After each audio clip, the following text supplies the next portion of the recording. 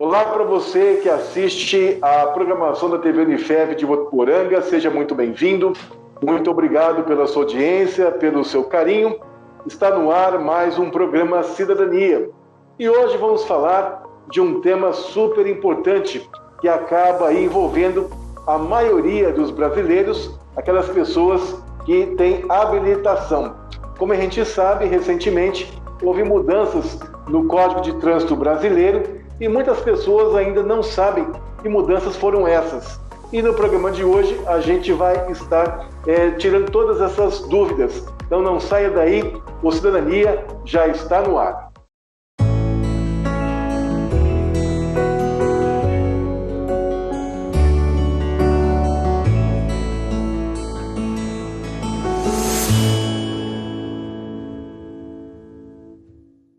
Como dissemos no início do programa, recentemente houve mudanças no Código de Trânsito Brasileiro. E hoje nós vamos tentar esclarecer principalmente para você que ainda não sabe dessas mudanças, quais foram os principais tópicos que tiveram alterações. Para isso, nosso convidado de hoje é o Júnior Modesto, ele que é assessor da presidência do Detran São Paulo, do qual, Júnior, muito obrigado por você estar participando com a gente hoje no programa. Muito obrigado, a gente agradece em nome de toda a equipe do programa Cidadania. Eu agradeço a oportunidade, em nome do presidente Neto, aqui do Detran São Paulo, cumprimento ao Danilo e todos aqueles que ouvem e assistem a TV e rádio Unifev de Votuporanga e região. Tá ok, muito obrigado. Júnior, para a gente começar nosso bate-papo de hoje, eu gostaria que você falasse para a gente, por favor, houve uma alteração aí, né, em relação aos prazos para renovação da carteira de habilitação. Gostaria que você detalhasse para a gente, por favor. Sim, houve uma prorrogação por conta da pandemia, e isso não é decorrente apenas das modificações do CTB, mas desde o ano passado o Conselho Nacional de Trânsito, atendendo ao pleito dos órgãos de trânsito dos estados e dos municípios, havia prorrogado diversos prazos de processos e procedimentos de trânsito, e nesse ano, ainda com o agravamento da pandemia, esses prazos estão prorrogados. Então, por exemplo, aqui no estado de São Paulo, aqueles que tiveram sua habilitação vencida desde março do ano passado, estão com a validade prorrogada por tempo indeterminado. Além da questão da CNH, também a prorrogação de prazos para registro de veículos novos e transferência de propriedade de veículo automotor. Tá certo. Bem, em relação à pontuação, houve também alguma alteração? Essa foi uma das grandes mudanças do Código de Trânsito e que tem sido comentada desde que era projeto de lei ainda em 2019, e a Lei 14.071 de 2020 entrou em vigor agora no dia 12 de abril, modificando a pontuação necessária para a suspensão do direito de dirigir. É importante lembrar, Danilo, antes até dos comentários sobre a pontuação, que o ideal é que a pessoa não cometa nenhuma infração, obviamente, né? Então, quando a gente fala que pode cometer até tantos pontos, dá a impressão que a gente está dando um salvo-conduto, e o objetivo não é esse. A lei apenas estabeleceu novos critérios para a suspensão, e entre eles aí o aumento da pontuação necessária para a instauração do processo. Hoje, quem exerce atividade remunerada só é suspenso de dirigir a partir do momento que completa 40 pontos, independente da gravidade das infrações cometidas, e para aqueles que não exercem atividade remunerada, há um escalonamento. Essa contagem de 40 pontos se aplica apenas se ele não tiver cometido nenhuma infração gravíssima no conjunto das infrações que geraram os 40 pontos. Se ele tiver cometido uma infração gravíssima, diminui para 30, e se tiver cometido duas ou mais, diminui para 20 pontos. Ou seja, a ideia da legislação é que aqueles que dirigem de maneira mais insegura tenham, obviamente, uma quantidade menor de pontos para ser suspenso. E aqueles que cometem infrações que são menos graves, aí o processo de suspensão é instaurado apenas com um maior número de pontos no prontuário da CNH.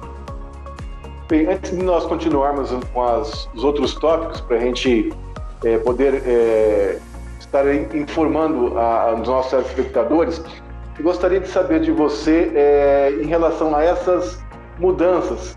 Já estavam previstas? Por que foram necessárias? Por que houve essas mudanças?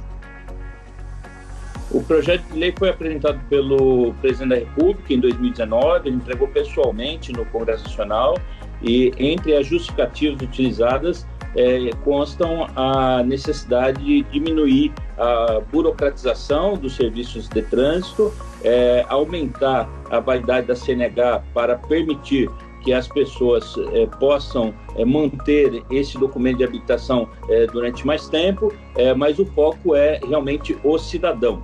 Embora algumas pessoas critiquem as mudanças realizadas, até imaginando que isso vai aumentar a insegurança viária, o objetivo da alteração não era esse. O objetivo da alteração é realmente diminuir a burocracia, simplificar os serviços de trânsito e, consequentemente, tornar o trânsito mais seguro. Você acha que essas mudanças elas ficaram, de modo geral, mais rígidas? Em relação ao aumento da validade da CNH, o aumento da pontuação, isso muitas vezes é entendido de maneira contrária, né? Que isso está favorecendo.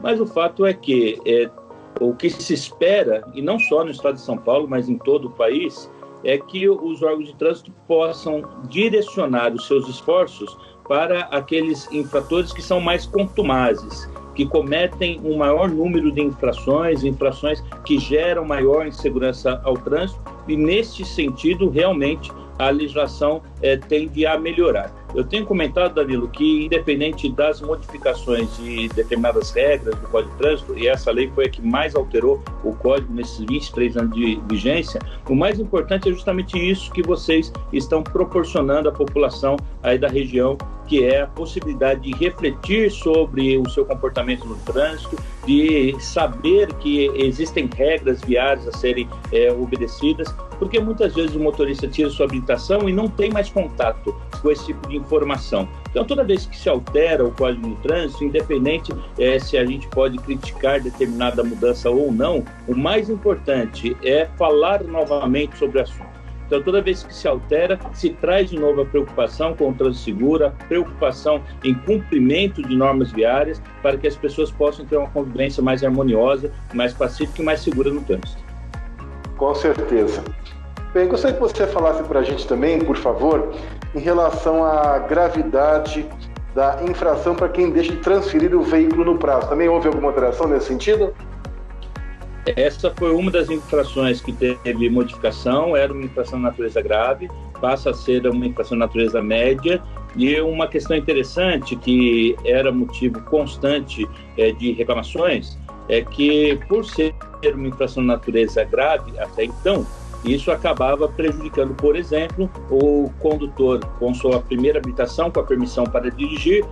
Ao final do processo da permissão, de 1 ano, ele não poderia ter cometido nenhuma infração grave, gravíssima, nem ser reincidente de infrações médias. Essa regra continua. Mas como a transferência de propriedade, ao passar de 30 dias, configurar a infração grave, isso prejudicava a possibilidade de obtenção CNH.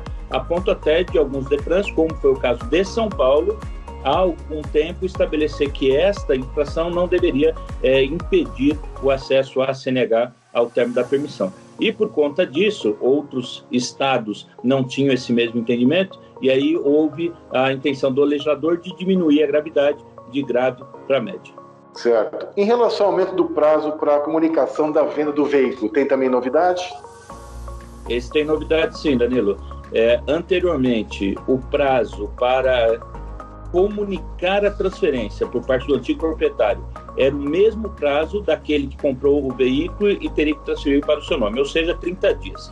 Esse prazo para quem compra o veículo continua sendo de 30 dias, mas para quem vende passa a ser de 60 dias após decorridos 30 dias iniciais, um total de 90 dias. E lembrando que aqui no estado de São Paulo, desde 2014, há um decreto estadual que obriga que essa comunicação seja feita pelo cartório. E isso significa que a maioria dos proprietários no estado de São Paulo pode ficar tranquilo em relação a essa comunicação. É importante acompanhar, depois de um tempo que se vende o veículo, para ver se o cartório realmente informou.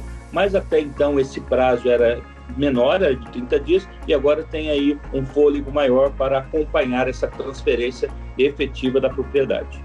Tá certo. Bom, dando continuidade aqui ao nosso bate-papo, Júlio, eu queria falar agora com você sobre a questão que parece-me também que houve alguma alteração no sentido da luz baixa obrigatória, né, dela estar ligada durante o dia. você teria a dizer para a gente sobre isso, por favor?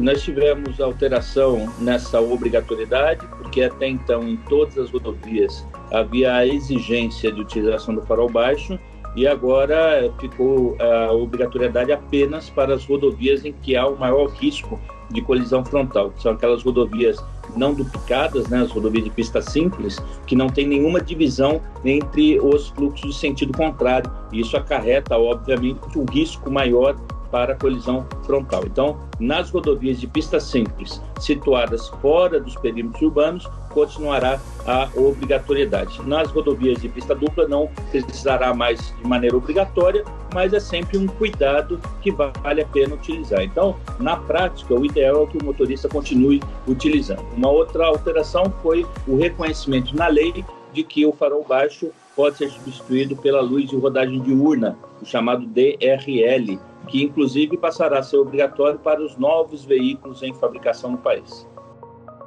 Bem, daqui a pouquinho a gente vai ter, inclusive, falar sobre a questão de relacionadas a motocicletas. Bem, mas por enquanto eu gostaria de colocar um outro assunto com você. A gente sabe que são muitas alterações, muitas dúvidas, a gente não tem esse tempo para poder estar colocando tudo, mas vamos colocar as principais dentro da medida do possível. Que é a questão que houve também uma alteração em relação ao exame toxicológico, que inclusive, pelo que a gente percebeu, isso não está sendo divulgado nos telejornais das emissoras que cobrem todo o território nacional. Fala-se muito da cadeirinha, da pontuação, mas sobre a questão da mudança do exame toxicológico, ninguém citou isso, pelo menos pelo que eu pude acompanhar. Eu gostaria que você explicasse para os nossos telespectadores que alterações foram essas, por favor. Essa dúvida tem sido bastante comum, Danilo. Realmente, desde que a lei ainda era projeto, não se falava muito nesse tema. E agora, especialmente na semana em que entrou em vigor, muita gente parece que foi pego de surpresa, porque não imaginava que houvesse alguma modificação em relação a isso. E principalmente aqueles motoristas que utilizam da categoria de maneira profissional passaram a ser aí atingidos pela norma, como se fosse total novidade, porque não é uma total novidade. E eu vou explicar por quê, Danilo. Desde 2015, que nós temos no CTB a exigência do exame toxicológico para todo motorista que tenha CNH de categoria C, D ou E, independente de exercer ou não atividade remunerada. Então, não é só para aqueles que utilizam o CNH para o seu sustento, né, para receber remuneração, mas todos os que têm essas categorias. Em contrapartida, aqueles que exercem atividade remunerada com categoria A e B, por exemplo, motofretista, mototaxista ou taxista com automóvel, esses estão isentos se a habilitação deles for apenas de categoria A ou B, né? Agora, C, D e E, todos somos obrigados a fazer o exame toxicológico, tanto na obtenção da categoria, quanto na renovação, quanto a cada 2 anos e meio.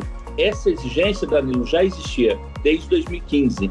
Então, agora, mesmo ampliando o tempo de validade da CNH, a depender da idade, e até antes de completar 50 anos, aumentou para 10 anos a validade do exame de aptidão física e mental, o toxicológico continua sendo de 2 anos e 6 meses, o que significa que o condutor terá que fazer com 2 anos e meio, com 5 anos e com 7 anos e meio, né? São 3 exames toxicológicos periódicos. A grande mudança, além de manter isso, foi a inclusão no CTB de 2 infrações de trânsito. Uma relacionada à condução do veículo sem ter feito o exame periódico e outra para aquele que, quando vai renovar a habilitação e o DETRAN verifica que não fez o exame periódico.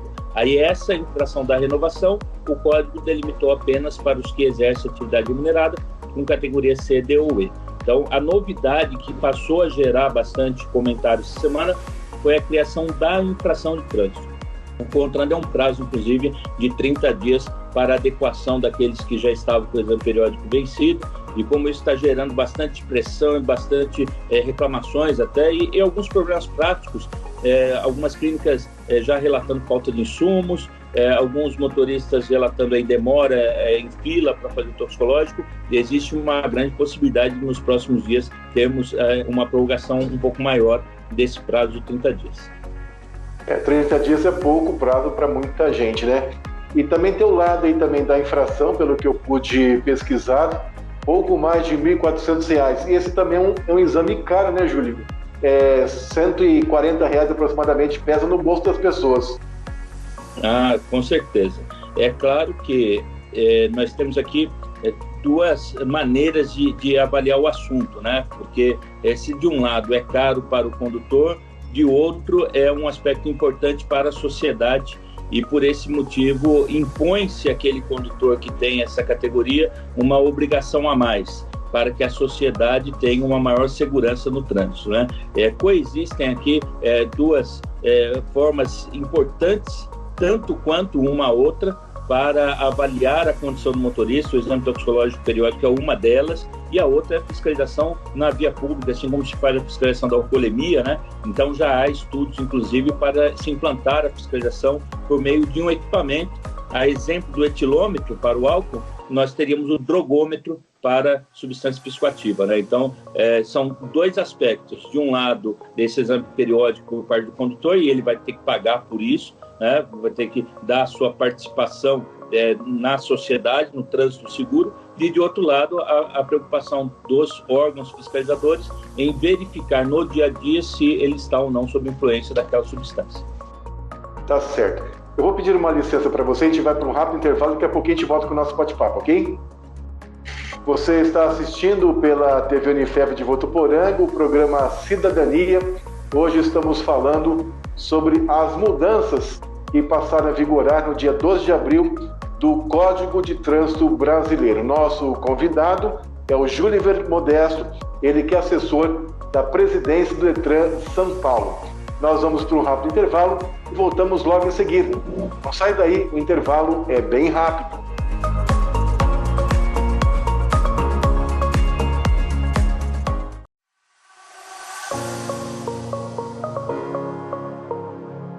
Voltamos com o programa Cidadania pela TV Unifev de Votuporanga. Hoje estamos falando sobre as mudanças do Código de Trânsito Brasileiro que entraram em vigor no último dia 12 de abril.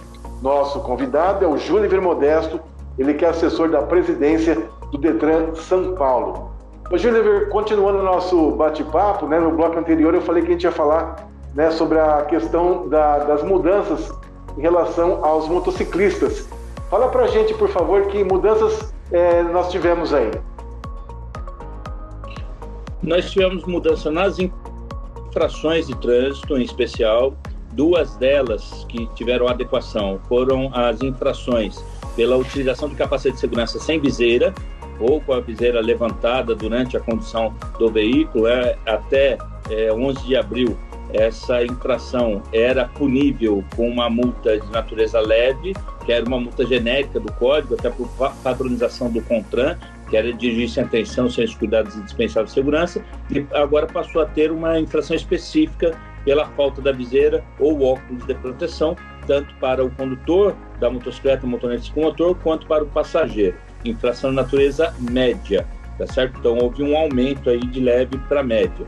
E uma outra mudança foi em relação à infração de condução desses veículos com os faróis apagados, que até então era uma infração de natureza gravíssima, que além da multa também gerava suspensão do direito de dirigir, e agora passou a ser uma infração de natureza média. Então continua sendo obrigatório utilizar os faróis de dia e de noite, mas a punição agora é mais branda. Até para ter, nesse caso aí, um certo equilíbrio em relação a outras infrações, Danilo, porque um veículo, qualquer que seja ele, que esteja com alguma lâmpada queimada, sempre foi uma infração de natureza média. Então não fazia muito sentido, no caso da motocicleta, com os faróis apagados, ser ainda mais grave com suspensão do direito de dirigir, né? Então ficou aí uma sanção mais equilibrada em relação às outras infrações do Código.